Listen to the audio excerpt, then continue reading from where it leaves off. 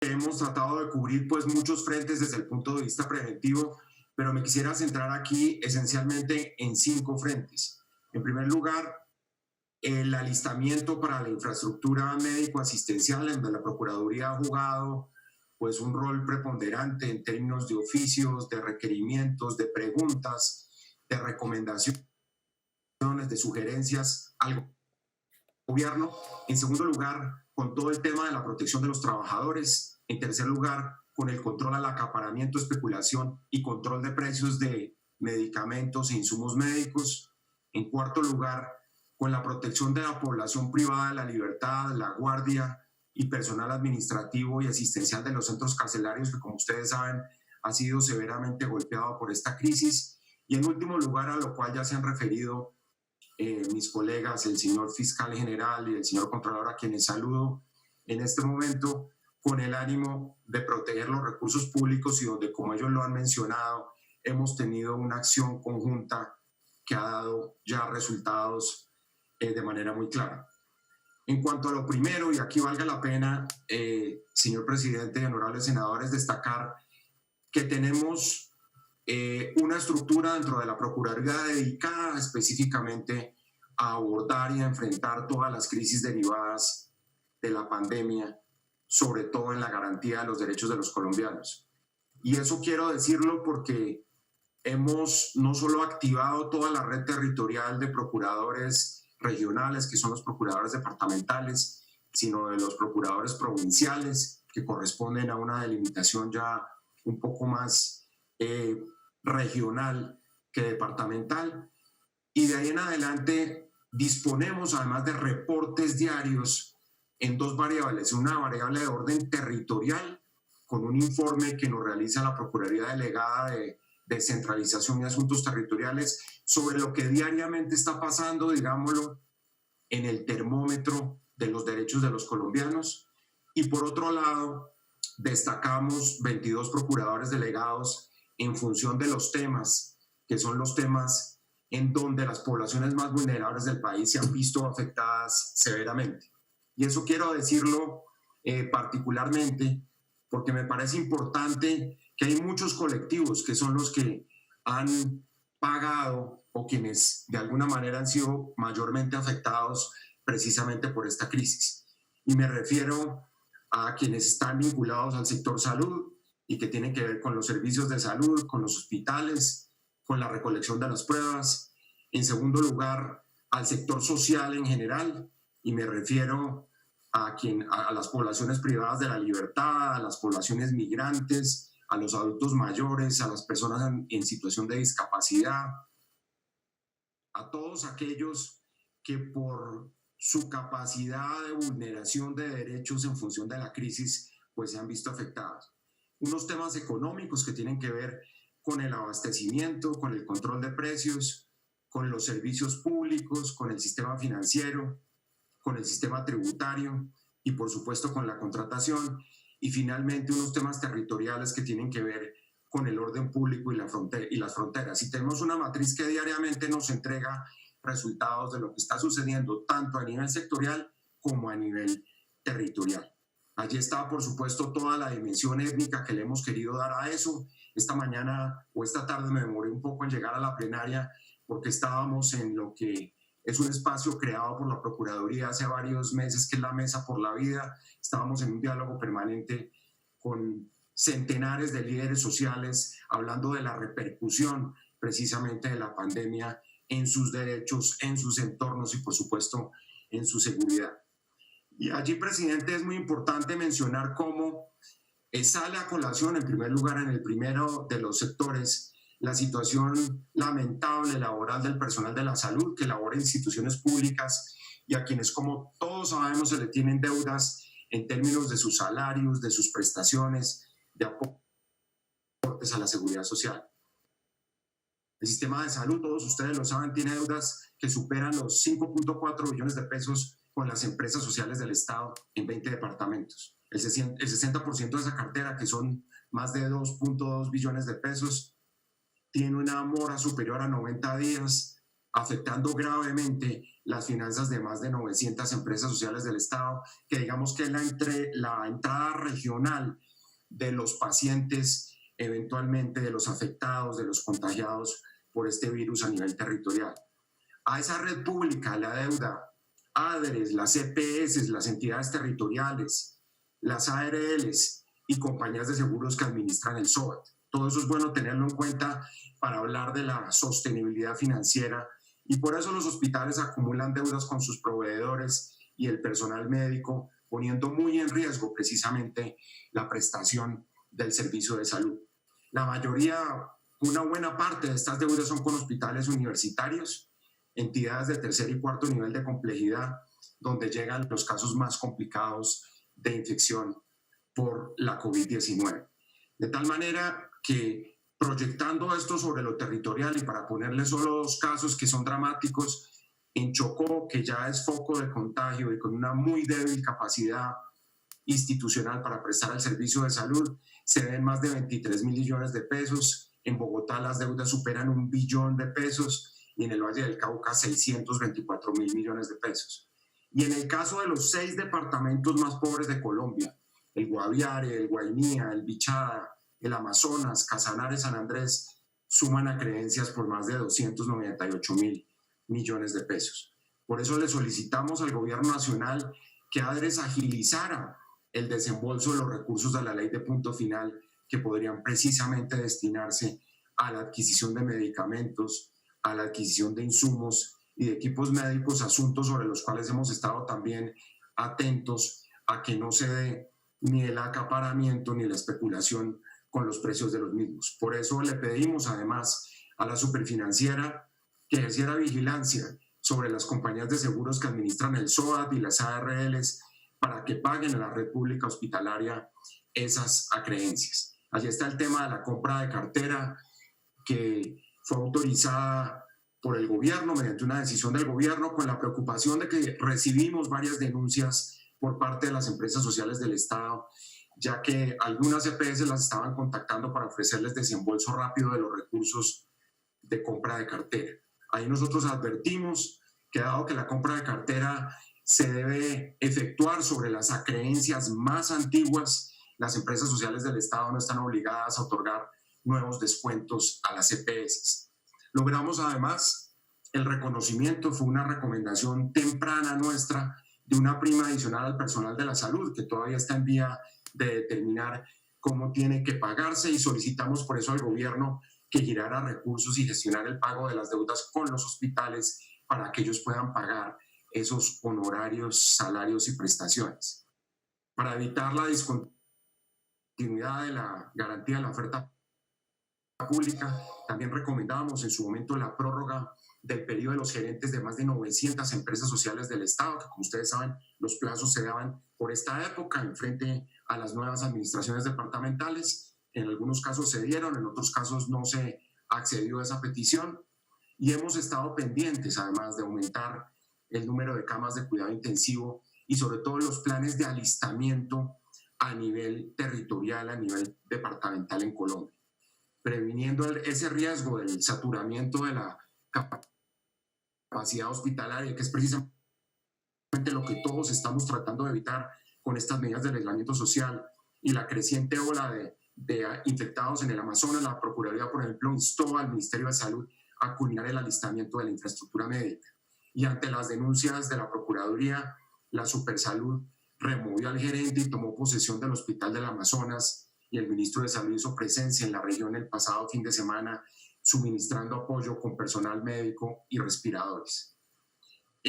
Con el INVIMA hemos tenido una buena cantidad de acciones que tienen que ver con el otorgamiento de registros sanitarios. Ustedes saben que hay un elemento esencial que hace parte como de la vértebra esencial de toda la estrategia, que es el tema de las pruebas diagnósticas de la COVID-19, que algunas además en casos de otorgamiento de registros sanitarios a 2 pruebas diagnósticas que estaban siendo cuestionadas por tablas de desempeño y estudios clínicos. Fue gracias a la Procuraduría, en una inspección, que se descubrió que una de las máquinas no estaba funcionando. Todas las irregularidades y imperfecciones que se dieron en laboratorios de salud pública a lo largo y ancho del país y que lograron la identificación de fallas en la toma, en el embalaje, en la remisión de muestras al Instituto Nacional de Salud. Vigilamos también la adquisición y disponibilidad de pruebas PCR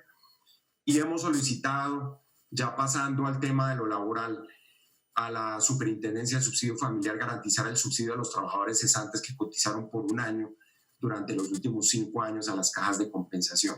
Ahí hemos tenido un diálogo importante con las cajas, con la Asociación de Cajas. Solicitamos a la Superintendencia estructurar un plan de vigilancia para asegurar que se divulgue adecuadamente ese mecanismo de protección y garantizar que se reciba el beneficio. Y en materia de ARLs, desde el día cero, incluso en un comunicado conjunto con el ministro de Trabajo, instamos a las ARLs para que reconocieran el contagio de la COVID-19 como una enfermedad laboral, lo cual es considerado un paso muy adelante en esta materia como logro y reconocimiento a los trabajadores de la salud y de todo el sistema sanitario tan afectados precisamente en esta crisis. Se exhortó a todas las entidades territoriales y hemos estado en contacto con buena parte de ellas a través de la Federación Nacional de Departamentos y de manera directa para que verifiquen que las IPS estén suministrando a todos los profesionales los elementos de protección necesarios, objetivo que, como todos ustedes lo saben, lamentablemente todavía no se ha logrado. Gestionamos ante el Ministerio de Trabajo, a la Superfinanciera y las ARLs garantizar precisamente ese suministro de elementos de protección y se ha hecho un llamado permanente a la ciudadanía a través de varias campañas de la Procuraduría para evitar la discriminación a los profesionales de la salud, un hecho que sigue siendo lamentable y que se sigue presentando en las últimas horas. Hubo nuevas denuncias en esa dirección, algo que por supuesto es inaudito e inaceptable. Y en la misma forma a nivel territorial, porque como les contaba, tenemos una herramienta de medición de lo que está sucediendo en cada uno de los departamentos diario. Se le ha pedido a los secretarios de salud departamentales gestionar y cofinanciar la implementación de rutas de transporte para el personal de salud, teniendo en cuenta los problemas que médicos, enfermeras, auxiliares, terapistas han tenido en esa materia. De tal manera que hemos trabajado fuertemente en temas de protección a la fuerza laboral, formal e informal, evitando también en otros sectores la desvinculación o terminación masiva de contratos. Hemos requerido a nuestros procuradores regionales y provinciales verificar, por ejemplo, a nivel interno el cumplimiento de las normas del teletrabajo y el trabajo desde casa, y quienes no puedan implementarlo, aplicar la jornada laboral flexible. En esa materia, pues por fortuna, llevábamos al interior del Ministerio Público caminados varios kilómetros de toda la transformación digital de la Procuraduría. Desde que yo llegué a la entidad, iniciamos ese proceso con recursos de la banca multilateral. Estábamos además, y el gobierno específicamente, el Ministerio de Justicia y el Consejo Superior de la Judicatura, estaba preparando un proyecto, también una operación de crédito con el Banco Interamericano de Desarrollo para la digitalización de la justicia, y en esa materia hemos ido bastante adelante y nos ha permitido cumplir de alguna manera con las herramientas del teletrabajo y del trabajo desde casa, sin suspender ni poner, por supuesto, en cuarentena las obligaciones constitucionales que tiene el Ministerio Público. En esa materia laboral, la vigilancia de las solicitudes de despidos colectivos o la suspensión temporal de actividades ante el Ministerio de Trabajo, la ejecución de las medidas de promoción y conservación del empleo, como el retiro de cesantías, disfrute de vacaciones y adopción de beneficios para protección al cesante,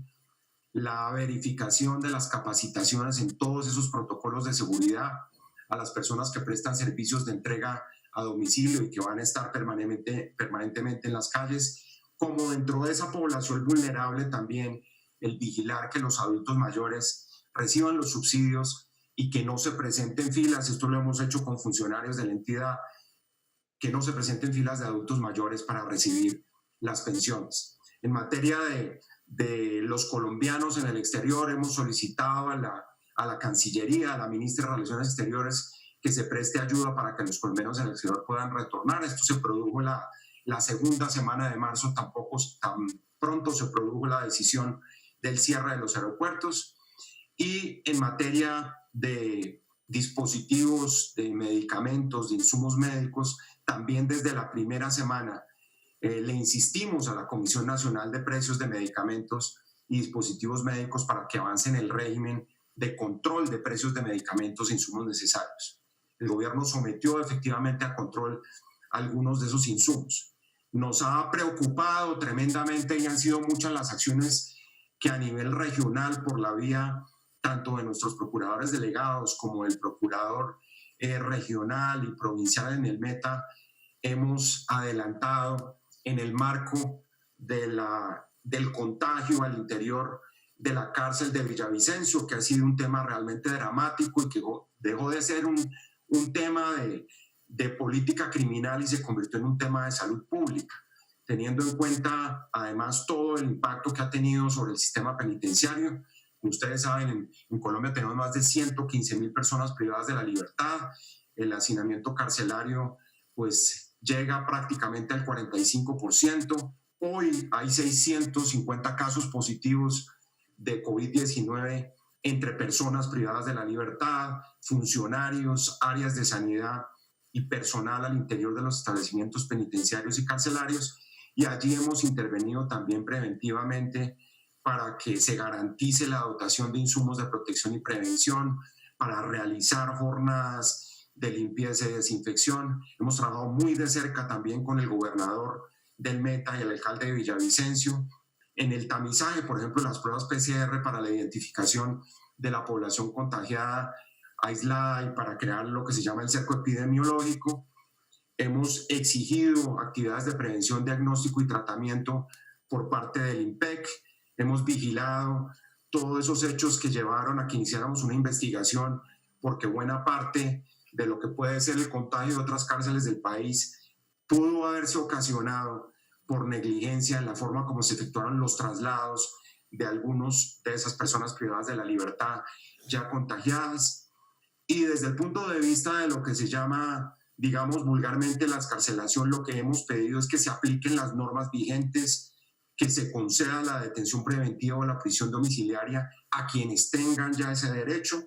obviamente otorgado por el juez, que haya habido una especie de cuello de botella, porque hasta el momento se han dado muy pocas excarcelaciones o no se ha dado prácticamente el reconocimiento de ese derecho. Y como lo hemos repetido muchas veces, nosotros hemos creído aquí dentro a la parte final, que es lo que tiene que ver con la vigilancia del patrimonio público. Siempre se ha dicho que la corrupción es un factor de violencia, siempre se ha dicho que la corrupción tiene capacidad de matar, la corrupción es un atentado contra los derechos fundamentales de los ciudadanos, sobre todo cuando involucra o afecta o viola derechos esenciales como el derecho a la salud, el derecho a la alimentación, que es lo que vinimos a descubrir en esa alianza que hemos hecho con la Fiscalía General de la Nación y la Contraloría en las últimas semanas y que ya ha dado resultados. Porque no es solo la protección del patrimonio público, aquí se trata de mínimos vitales que de alguna manera van a marcar la propia supervivencia, no solo en las capitales de nuestros departamentos, sino sobre todo en aquellos en donde la pobreza, la exclusión y simplemente procesos de desarrollo que van a velocidades muy distintas del resto de Colombia, pues van a marcar crisis humanitarias que no hay que ser profeta para anunciarlas. Particularmente en esa materia hemos tenido algunos diálogos. Esta mañana en el marco de la Mesa por la Vida analizamos 5 regiones del país que están precisamente en esa condición, particularmente el departamento del Chocó, el norte del Cauca, el Catatumbo, el sur de Bolívar, Nariño, el Putumayo, tantos departamentos del país que están pagando un peaje y que va a ser todavía mucho más alto. Por eso es tan importante el control que hemos hecho sobre las acciones de los poderes territoriales en esta materia. Diseñamos una herramienta que es una herramienta que se complementa perfectamente con la que tiene la Contraloría General de la República, que el señor Contralor acaba de explicar, que permite hacer una vigilancia a través del análisis de la información del SECOP 1, del SECOP 2 y de lo que se llama la tienda virtual del Estado colombiano. Y desde el 20 de marzo hasta el 4 de mayo Según las estadísticas que nos ofrece esta herramienta, se han celebrado más de 8.000 contratos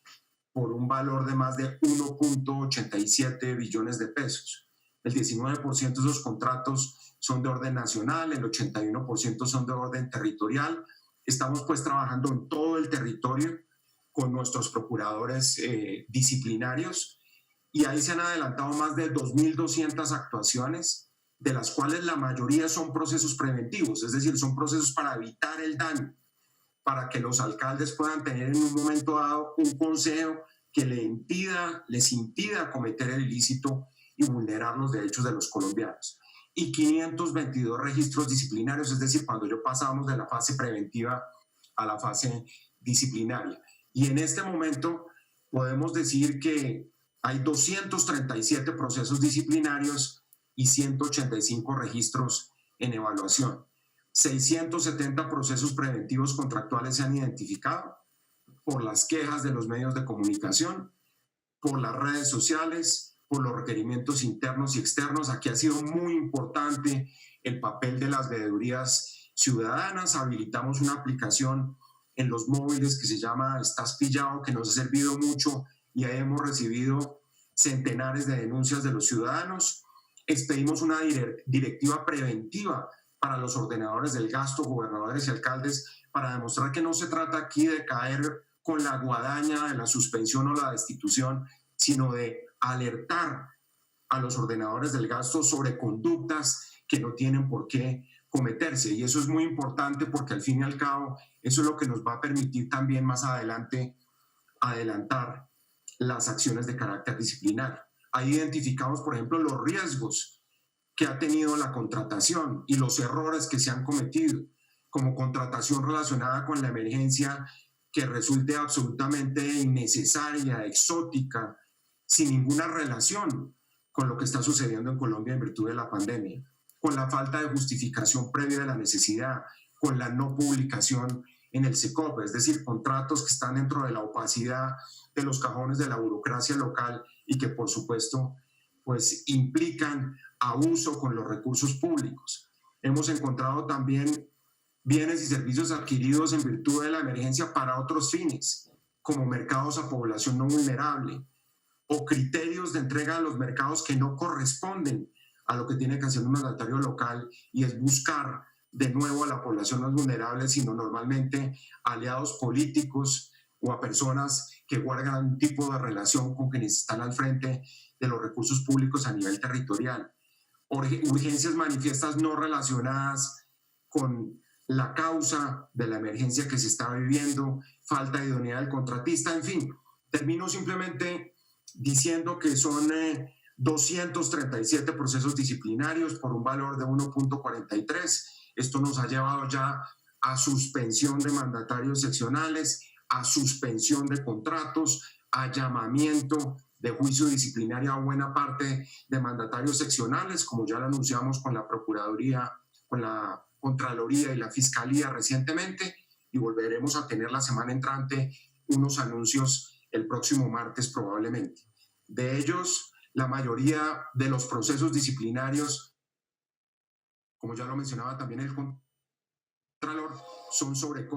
por sobrecostos en la adquisición de mercados y otros insumos, contratación innecesaria o irregularidades en la entrega de subsidios. Adelantamos hoy por hoy, cifras de mediodía de hoy, 43 procesos disciplinarios en 19 gobernaciones y 150 procesos disciplinarios en 117 alcaldías del país. De tal manera que en una primera instancia hacemos el control preventivo y en la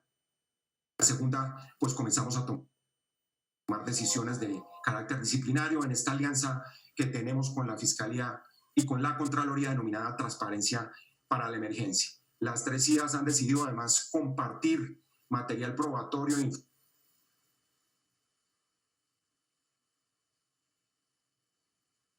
Doctor Fernando Carrillo, Procurador General, discúlpeme,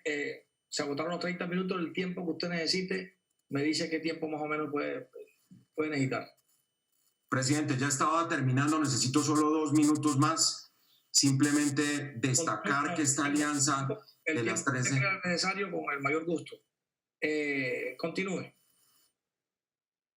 Gracias, presidente. Simplemente finalizo diciendo que esta alianza ha sido fundamental